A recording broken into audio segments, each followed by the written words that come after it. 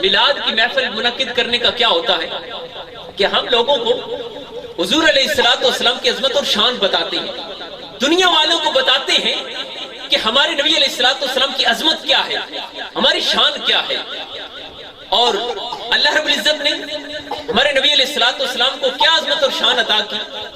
ایک عیسائی تھا، اس کا نام تھا مائیکل ہارٹ، اس نے ایک کتاب لکھی The 100 Great People of the World، دنیا کے 100 بڑے انسان۔ اس نے 100 عظیم انسانوں کی شخصیات کا مطالعہ کیا، ان کے بارے میں معلومات اکٹھی کی۔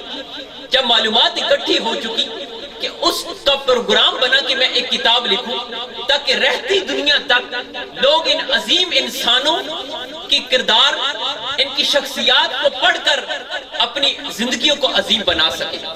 اب جب کتاب لکھنے لگا تو وہ سوچو بچار میں مبتلا ہو گیا کہ سب سے پہلے میں کس شخصیت کا نام لکھوں۔ تو قربان جائیے، جب اس نے کتاب لکھنے کا آغاز کیا تو جس شخصیت کا نام اس نے کتاب میں سب سے پہلے لکھا وہ کوئی شخصیت کوئی اور نہیں تھی بلکہ میرے اور آپ کے کملی والے آقا کا نام تھا۔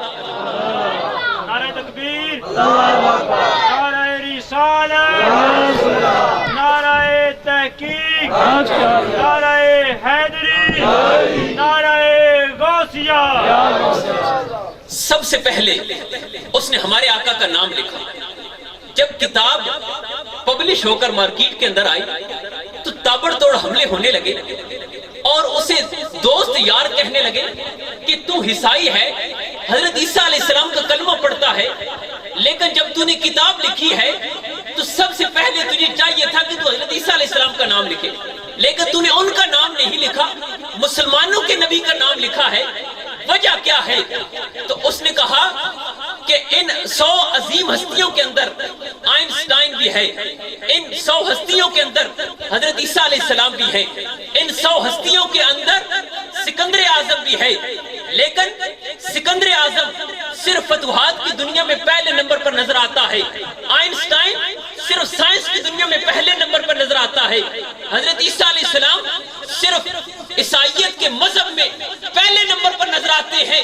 لیکن جب میں نے ان 100 عظیم ہستیوں کی زندگیوں کا مطالعہ کیا تو میں اس نتیجے پر پہنچا کہ صرف مسلمانوں کے نبی کی ذات وہ واحد ذات ہے کہ جس کو زندگی کے جس شعبے میں بھی دیکھ لو پہلے ہی نمبر پر نظر آتی ہے۔ جس شعبے میں بھی مسلمانوں کے نبی کو دیکھو وہ پہلے ہی نمبر پر نظر آتے ہیں۔ اور ایک اس نے جملہ لکھا، اور اس نے جملہ کیا لکھا جو ہم سب کی ترجمانی ہے۔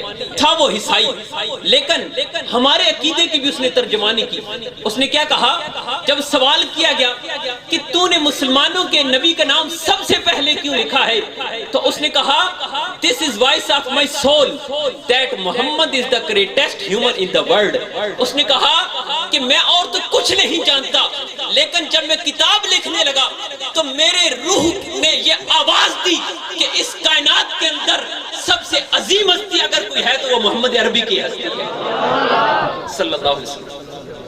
یہ میری روح کی آواز ہے کہ مسلمانوں کے نبی کی ہستی سے بڑی کوئی ہستی اس کائنات کے اندر ہے ہی نہیں۔ تو یہ ہمارے نبی کی عظمت اور شان ہے، اس لیے ہم محفل میلاد کا انعقاد کرتے ہیں۔